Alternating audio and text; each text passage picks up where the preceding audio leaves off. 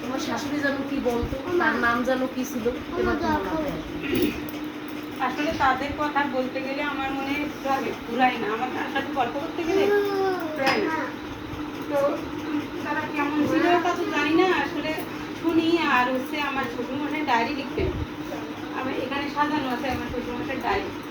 সেই ডায়েরি পড়ে আমি তার সম্পর্কে জেনেছি যে আমার শ্বশুরমশাই কেমন ছিলেন, মানে প্রত্যেকদিন যা করতেন সব ডায়েরিতে লিখে রাখতেন। তাতে দেখছি যে তিনি প্রত্যেকদিন ঠাকুরের কাজ করতেন, সারাদিন খালি মানে কোথায় ওই যে বাগডাঙ্গাতে থাকতেন, বাগডাঙ্গা মন্দিরের কীভাবে উনি অর্থ কালেকশন করবেন, আজকে সব সময় কার কাছে কাঠ চেয়েছেন, কার কাছে ডাল চেয়েছেন, কার কাছে কী চেয়েছেন, সেগুলো লিখে রাখতেন। কে কত টাকা দিয়েছেন সেই হিসাব, কার কত লোকের যে ফোন নাম্বার, ওতে তার মানে শেষ করা যাবে না গুলি। আমার শাশুড়ি মা সম্পর্কে জেনেছি, আমার শাশুড়ি মার জীবনী লেখা আছে, তার বাবার লেখা অনুরাধা স্মৃতি। আমার শাশুড়ির নাম হচ্ছে অনুরাধা স্মৃতি, সেই বইও আছে। অনুরাধা স্মৃতি পড়ে আমি আমার শাশুড়ি মা সম্পর্কে জেনেছি। তো আসলে ঠাকুরের কি ইচ্ছা আমি জানি না, তাদের পেলাম না। তারপরেও তিনি আমাকে এই সংসারে এনেছেন। আমি অনেক আসলে এখানে আসাও আমার ঠাকুরের ইচ্ছা। এখানে আমি যে আসলাম, মাঝে মাঝে ভাবতাম যে ঠাকুর, আমি তো এরকম চাইনি, শ্বশুর থাকবে না, শাশুড়ি থাকবে না, আমি তো এরকম সংসার চাইনি, তুমি আমাকে এখানে কেন এনে ফেলবে? আর এরা তো দুই ভাই এরকম কোনো মানে মাঝে মাঝে এরা কিছু বোঝে না সংসারে বা পরিবারের কীরকম। তা আমি ভাবলাম যে আমি মনে করতাম তুমি আমাকে এখানে কেন এনে ফেলবে।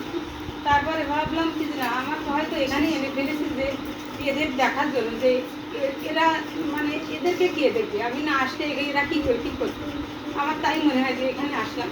তারপরে আমার বাড়ির পর একটা দায়িত্ব দিয়ে গেছিলো, আমি তো আসি আমার দেবর, তার সে আমার দায়িত্ব, আমি মনে করি যে সে আমার দায়িত্ব, তাকে আমি পাটনাঘাট থেকে নিয়ে আসলাম, ওখানে একা থাকতো। আমি ভাবলাম একা থেকে কী করবে, ওর তো কোনো পরিবারের সব হবে না, ওর বাবাও একা শান্তি পায় না, ভাই কাছে না থাকলে গিয়ে কখন কী খাচ্ছি, সেই হিসেবে আমি ওকে এখানে ভর্তি করালাম প্যাথোলজিতে, সেটা কমপ্লিট করলো। তারপরে ঠাকুরের দয়ায় একটা আমার কলেজের সুযোগ এলো, তাও ঠাকুরের ইচ্ছা। আমি মনে করি ওখানে এত লোকজন, এত টাকা পয়সা, তাও ঠেলে ফেলে দিয়ে আমাকেই নিল, আমার কথাটাই ছাড় রাখলো, তার মানে হচ্ছে ঠাকুরের দয়া ছাড়া সম্ভব না। ঠাকুরের দয়ায় তার সেখানে হয়ে গেল।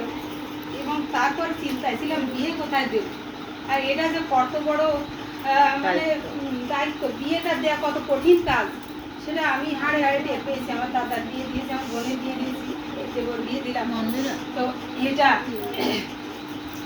ধরে দাও, আমি ঠাকুরের কাছে যে শুধু বলতাম যে ঠাকুর, আমি এখন সব সময় আমার দাদার বিয়ের সময়ও বোনের বিয়ের সময় ঠাকুর মন্দিরে যেতাম, আর ঠাকুর আমার বোনটা বড় হয়েছে, বোনের জন্য মেয়ে ছেলে খুঁজে পাচ্ছি না, ওর জন্য বলতাম ঠাকুর আমার দেবরের বিয়ে তো মেয়ে খুঁজে পাচ্ছি না। আমি তো বলতাম না যে ঠাকুর মেয়ে কোথাও বাবা মেয়ে খুঁজে দেওয়া, কোথায় যাবো, এসব বলতাম না, খালি বলতাম ঠাকুর আমি পাচ্ছি না, খুঁজে পাচ্ছি না।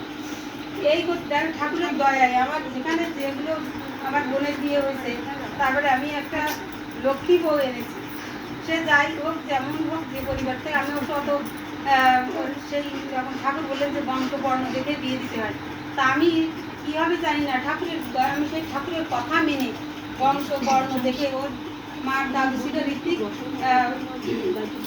সেই হরিপদ রায় তরফদার, আগে সেই সময় নাম করা ঋত্বিক, আমার বাবারও দীক্ষাদাতা তিনি, সেই বংশ দেখে আমি বলেছি শুধু ওই বংশ দেখে আমি ওখান থেকেই নিয়ে নিয়ে আসবো, সেখান থেকেই আমি নিয়ে এসেছি।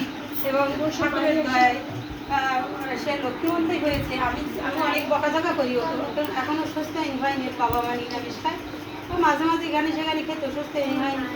আমি মাঝে মাঝে তাকে বলতাম, মাঝে মাঝে আমার রাগও হয়ে যেত, অনেক কথা বলেছি, সে কোনোদিন কথা বলেনি, প্রত্যুত্তর করেনি।